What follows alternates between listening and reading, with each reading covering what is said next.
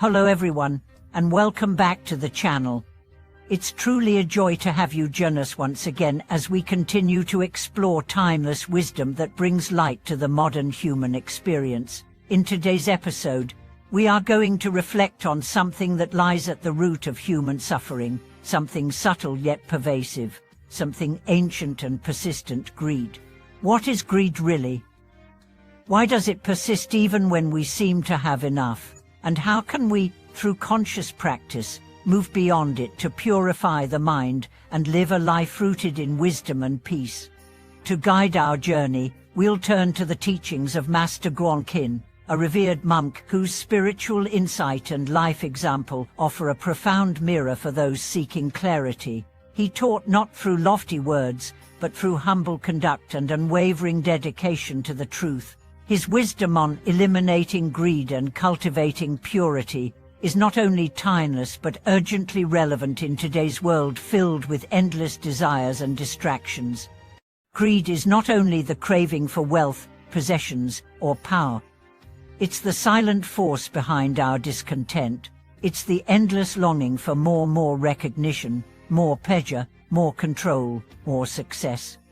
It manifests in subtle way: the dissatisfaction with what we have, the resentment toward others who have more, the anxiety that we'll never have enough. And often, it hides behind seemingly harmless ambition or cultural norms that reward accumulation. Master Guang emphasized that greed arises from ignorance, specifically the ignorance of impermanence and non-self. When we forget that everything in life is transient, that nothing truly belongs to us, we cling, we grasp, we hoard, and the more we cling, the more suffering we create. He once said, "To be free, you must first recognize what binds you," and greed, in all its forms, is a chain forged by our own mind. No one else puts it on us. We wrap it around ourselves with every unexamined desire. The first step to purifying the mind is not to suppress greed, but to see it clearly. Greed thrives in darkness. It withers in light. When we pause and ask ourselves, "Why am I chasing this? What do I think it will give me?" we begin to loosen its grip. For example, imagine you see someone with a luxurious car and you feel a spark of envy. Instead of pushing the feeling away or judging yourself, Master Guang would encourage you to sit with it. Look at the feeling. Ask it, "What are you trying to teach me?" Often, beneath the surface, you'll find a deeper desire to be respected, to feel successful, to be safe. But here's the paradox: these things cannot be fulfilled through external means. The car may symbolize success, but real fulfillment comes from within. Master Guang's path was not about asceticism for its own sake. He wasn't interested in punishing the body to attain liberation. Rather, he taught that simplicity and restraint add to freedom. When the mind no longer chases, it can rest. When it rests, it can see clearly. And in that clarity, peace arises naturally. He lived this teaching. Despite having many disciples and a revered status, he continued to live with the utmost humility, sleeping on a simple mat, eating plain food, never demanding anything for himself. Not because he lacked options, but because he had eliminated the internal need for more. In one powerful anecdote, a wealthy patron offered to build Master Guang a grand hall. The master gently declined, and instead used the donation to fund basic needs for the Sangha and support nearby communities. When asked why he refused personal luxury, he simply replied, "If I indulge, how will I teach others to let go?" This integrity is rare, and it points to a crucial truth: leaders must embody the path they teach. If we wish to eliminate greed, we must first become conscious of where it hides in our own lives.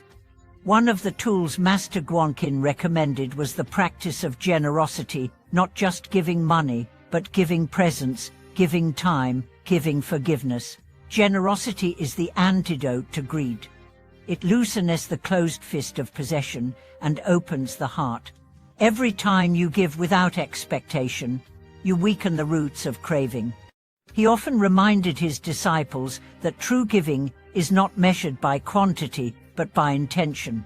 A poor person who offers a smile or a kind word may be more generous than a rich person who donates out of obligation. Generosity must come from the heart, not from ego. Another important element of his teaching was contentment. Contentment does not mean complacency. It means recognizing sufficiency. It means realizing that joy does not increase with accumulation. In fact, the more we accumulate, the more we fear loss. The person with 10,000 worries about losing more than the person with 10. The person with 1 cup of water and deep appreciation drinks more deeply than the one with a full banquet and an empty heart. Contentment arises when we shift our focus from what's missing to what's present. It is cultivated in gratitude. And gratitude is a form of seeing the miracle of a breath, the beauty of a morning, the gift of connection. Master Guang taught that greed also blinds us to others' suffering. When we are obsessed with our own gain, we become indifferent to the needs of those around us. Compassion becomes conditional. We give only when it benefits us. But when we eliminate greed, our heart expands. We begin to care not because it's expected, but because it's natural. He often said, "The pure mind sees all beings as family, and when you see others as kin, how can you hoard while they starve? How can you rest while they suffer?" The path to purity is not solitude alone, it is solidarity. It is living in such a way that your joy becomes others' joy, your peace becomes a source of peace for the world. Let us also address the modern dilemma. We live in a society built on greed. Advertisements tell us we are incomplete without the next product. Algorithms feed our cravings. Social media inflames our envy. How do we walk the path of Master Guang in such a world? The answer is not retreat, it is clarity. We must walk with awareness, see through the illusion. When you see an ad, ask, what wound is this exporting? When you feel envy, ask, what am I forgetting about my own blessings? When you want to buy out of habit, pause and breathe. Freedom begins with awareness. Awareness leads to intention. Intention leads to new action. And action, repeated, becomes character. Master Guang didn't expect instant transformation. He taught the long view. He said, a drop by drop, the jar fills. Day by day, the mind clears. If you fall into old patterns, don't despair. Just return, again and again, with humility, with love. To eliminate greed is to reclaim your soul from the world's illusions. It is to remember that nothing you accumulate will follow you after death, but everything you let go of, every attachment you dissolve, every kindness you offer, will echo in eternity. So let this be your practice today. Choose one thing to release, one craving to question, one act of giving to embody, not because you must, but because your heart is ready. Thank you for watching this video. If you felt touched by Master Guang's teachings or have stories of how you're working to let go of greed in your life, share them in the comments. Let this space become a well of shared truth. Don't forget to like, subscribe, and join us on this ongoing journey of awakening. Until next time, may your heart be light, your mind be clear, and your steps be grounded in freedom.